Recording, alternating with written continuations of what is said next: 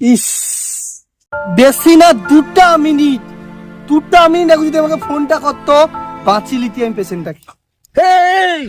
আরে আমি তো বাঁচিয়েছি, আমি তো মরিনি তো। আরে তুমি শুয়া, তুমি মরিছো, ডাক্তারবাবু কইছে মানে তুমি মরিছো। তুমি মরিছো কোনো কথা না বৌদি, মরিছে। এই শো, আরে আমি বাঁচিয়েছি, আমি মরিনি কিন্তু। তুমি মরিছো, ডাক্তারবাবু কইছে মানে মরিছো। আরে দূর জানতা মানুষটাকে মারিবে রে, কিরকম মায়া লো এটা। আরে তুমি বুঝোনি কেন? সে অত দূর পড়াশোনা করছে, সে বিদেশে পড়িয়েছে, তুমি জানো কি? সে তো জানবে। বৌদি বলছি যে আমার ফ্রিজটা দিয়ে দাও, যেতে হবে তো 500 টাকা। আবে কিসের ফিস? আমি তো বাঁচিয়েছি, কেন ফিস দাও তাকে? এই তুই মরিছো, তুই শুন। আরে বৌদি তুমি মরার কথা শুনবা তুমি? আমি একজন ডাক্তার, তো আমি কই জন্য মরিছি?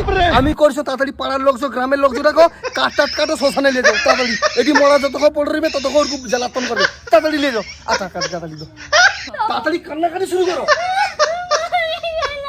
আরে আমি বাঁচিয়েছি, কেন মারবে আমাকে না? আরে তুমি